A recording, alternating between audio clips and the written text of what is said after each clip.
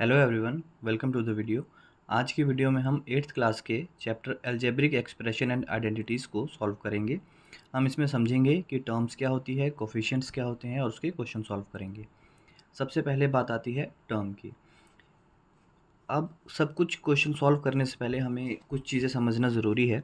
सबसे पहले, जब भी हमारे पास किसी अलजेब्रिक एक्सप्रेशन में A, B, X, Y, P, Q या आर कुछ भी ऐसा जिसे हम अल्फ़ाबेट कहते हैं, ये इंग्लिश अल्फ़ाबेट हैं, इन्हें वेरिएबल कहा जाता है। ये सारे के सारे वेरिएबल होते हैं। वेरिएबल मतलब जो चेंज हो सकते हैं। और साथ ही साथ जब हमारे पास कोई न्यूमेरिकल वैल्यू आती है, जैसे कि 7, 8, 10, -4, इस तरीके से जो भी आता है इन्हें कहते हैं कांस्टेंट, क्योंकि इनकी वैल्यू फिक्स हो चुकी है। इसकी वैल्यू 7 है, ये 8 है, ये 10 है, ये -4 है, ये चेंज नहीं होते। तो ये हो गया वेरिएबल और ये हो गया कांस्टेंट। अब जब हम वेरिएबल और कांस्टेंट को एक साथ रखते हैं, अगर मैं यहाँ लिख दूँ 4 जो कि कांस्टेंट है और यहाँ पे मैं लिख दूँ a जो वेरिएबल है, तो कांस्टेंट प्लस वेरिएबल जब ये मिल जाते हैं और साथ में लिखे जाते हैं तो उसे कहा जाता है एक टर्म। ये मिलकर एक टर्म को बनाते हैं। जैसे कुछ लोग टर्म भी पढ़ते हैं, तो आप जिस वे में पढ़ना चाहें ठीक है, पर मैं इसे टर्म पढ़ता हूँ। उसके बाद अब हमसे पूछा जाए कि ये क्या है, ये हो गया इसका वेरिएबल और ये क्या है। अब हम इसे कांस्टेंट नहीं, हम इसे कोफिशिएंट बोलेंगे। हम बोलेंगे इसे कोफिशिएंट। ये इसका कोफिशिएंट हो गया। तो जब भी कोई अलजेब्रिक वैल्यू अलजेब्रिक आइडेंटिटी लिखी जाए, एक्सप्रेशन लिखा जाए, तो उसमें जो न्यूमेरिकल वैल्यू है वो कोफिशिएंट हो गई। और वो एक साथ जब कांस्टेंट और वेरिएबल एक साथ हो या कोफिशिएंट प्लस वेरिएबल एक साथ हो तो वो टर्म कहलाता है। अब एक्सप्रेशन किसे कहते हैं? एक्सप्रेशन कहते हैं जब हमारे पास दो से ज़्यादा टर्म हो। जैसे अगर मैं यहाँ लिख दूँ 4a + 3y। अब यहाँ पे हमारे पास दो टर्म्स आ गई। अब हमारे पास यहाँ पे दो टर्म्स आ गई हैं, तो ये क्या हो गई? ये एक एक्सप्रेशन बन गया। तो काफ़ी समझाना हो गया। अब हम क्वेश्चन सॉल्व करना शुरू करते हैं। सबसे पहले है यहाँ पे लिखा गया है identify the terms and their coefficient. इसमें हमें टर्म्स बतानी है कौन कौन सी हैं और कोफिशिएंट बताने हैं। तो सबसे पहले टर्म यानी कि जो कोफिशिएंट और वेरिएबल एक साथ लिखे जाते हैं, तो मैं यहाँ लिख देता हूँ टर्म। तो यहाँ पे पहली टर्म क्या हो गई? ये हो गई 5xyz²। ये भी एक टर्म है। दूसरी टर्म कौन सी हो गई? ये वाली। अब यहाँ पे कुछ बच्चे लिख देंगे 3zy। वो गलती नहीं करनी है। अब हमें ध्यान देना है कि इसके साथ साइन कौन सा है। हमेशा अपने उल्टे हाथ वाली साइड यानी कि लेफ्ट हैंड साइड देखना है कि इसका साइन कौन सा है। यहाँ हमने साइन क्यों नहीं लिखा?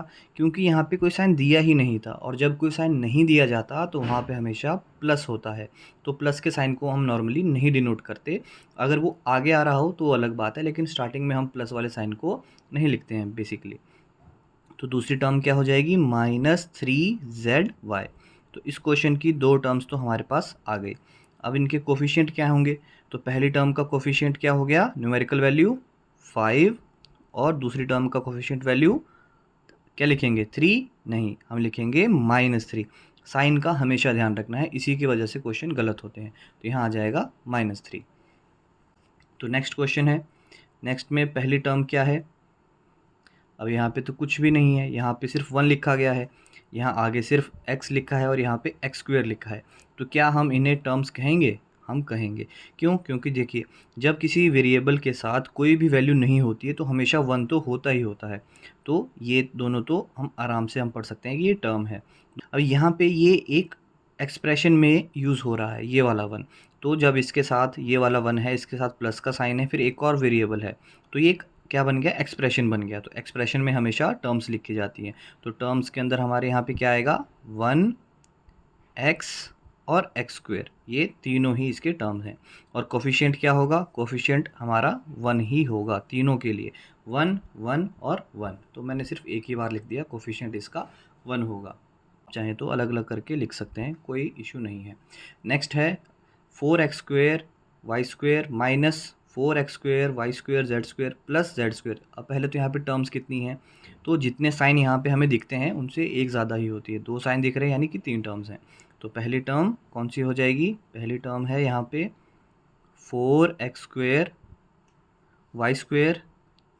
दूसरी टर्म हो जाएगी 4x² y² और z²। जैसे ही हम इसे लिखेंगे हमारा आंसर गलत हो जाएगा। क्यों? क्योंकि हमने माइनस नहीं लिखा, तो यहाँ पे माइनस लिखना भी ज़रूरी है। अगर किसी ने पहले ही मुझसे लिख लिया हो तो उसके लिए वेरी गुड। तो थर्ड हमारी यहाँ पे टर्म हो जाएगी z²। और कोफिशिएंट की बात करें तो कोफिशिएंट क्या हो जाएंगे? 4 -4 और 1, ये हमारे कोफिशिएंट हो गए। उसके बाद हमारा नेक्स्ट क्वेश्चन है 3 - PQ + QR - RP। अब यहाँ पे कितनी टर्म्स होंगी? यहाँ पे साइन है 1 2 3, अगर 3 साइन है तो 4 टर्म्स होंगी। कौन कौन सी टर्म है? 3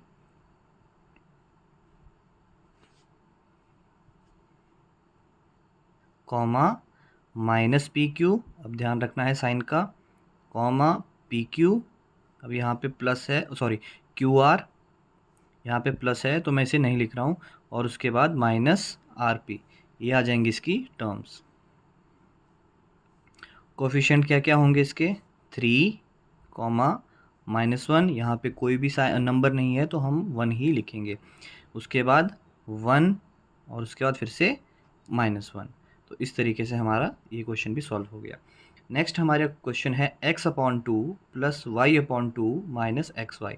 तो 2 साइन है यानी 3 टर्म्स हैं। तो टर्म्स पहले लिख लेते हैं, x/2 कॉमा y/2 और तीसरा -xy।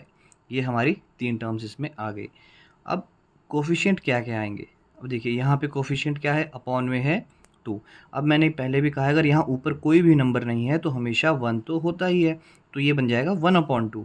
तो कोफिशिएंट हो जाएंगे 1/2, 1/2, यहाँ पे -1। इस तरीके से हम इसे सॉल्व कर लेंगे। नेक्स्ट है 0.3a - 0.6ab + 0.5b। अब यहाँ पे साइन है 2 तो टर्म्स हैं 3।